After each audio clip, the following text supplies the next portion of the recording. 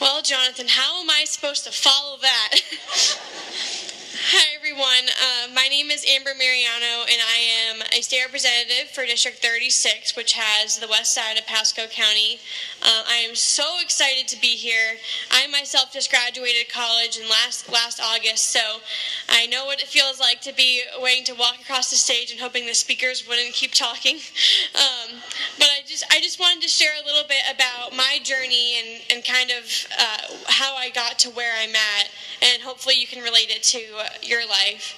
You know, graduation is a time of big change, whether you're going to pursue another degree or you're going to go straight into the workforce and start making some real money.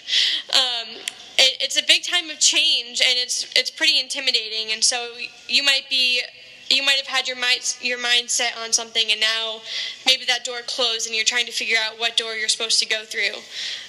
And so when I was younger, my dream was to go to Harvard. That was all I cared about. Everything I did in my life was to get myself to Harvard. And so I, was very involved in high school. I was captain of 3 sports, did all the AP classes, dual enrollment classes, you name it. I did it, and all of it was so I could get into Harvard. And then one day I got a letter in the mail, and I did not get accepted. And so I just felt like everything that I had worked so hard for was crashing down. What was the point of everything that I had worked on? And so I ended up going to UCF, which national champs, best school in the country. But I ended up going to UCF, and for me, I thought I was settling. I thought that's not where I was supposed to be, and that, everything, there was no point for all my hard work, and that I was just going to, do my thing, get out, go to law school, and then go from there.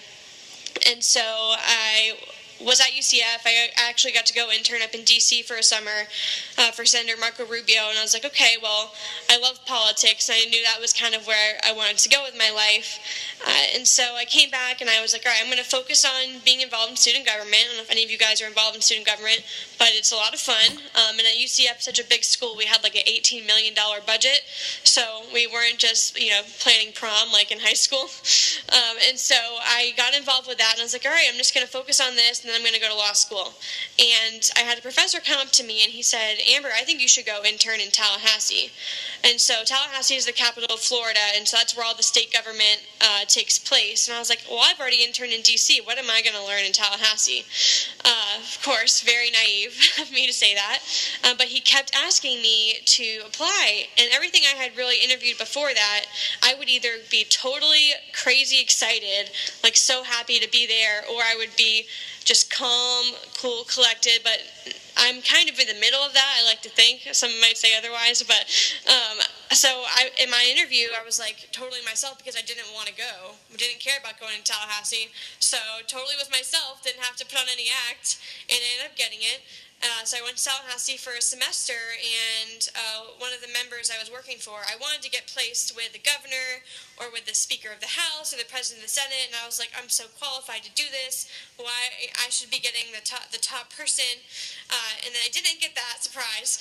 And and so I got placed with 2 representatives, and one of them was actually UCF's representative in Orlando.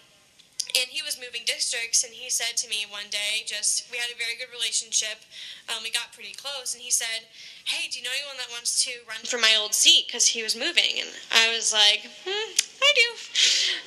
And so I decided to run there, and I spent a few months getting on the ballot by getting all my petitions signed, and then I got a phone call saying, we think you should come run back home. And I went to 5A High School. I graduated from 5A High School. I did take a few classes here at PHSC, but I ended up going to UCF, and so I was like, well, I have lived here my whole life, and my dad's a county commissioner, so I've grown up around the politics in this since I was, 8 or 9, and I was like, well, I guess that makes sense. If I want to work on higher education and helping students either go to college or find alternative pathways in their career, I can work on that no matter where I'm at. So I decided to move back home and run for office here. And no one thought I could win. Not even the people that I paid to help me would tell me I was going to win. So all of the polls had me down like 12 percentage points, which is not a nice number. And so the only person, I didn't even think I could win. My dad was the only one. Every day he would say, Amber, we don't do this to lose. I'm like, okay, Dad, all right, just, keep going.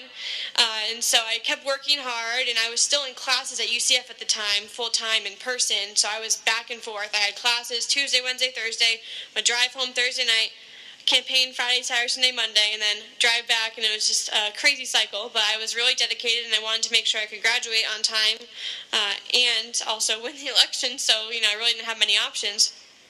And so the election day came, or the week before it came, and we're out there for early voting, and I'm talking to people, and everyone I was talking to was saying, oh yeah, I voted for you, I voted for you, I voted for you. It's like, well, if every single person I'm talking to is coming out saying that they voted for me, it can't be that far, I can't be that far behind. Doesn't mean, maybe I'm not going to win, but at least it's going to be close.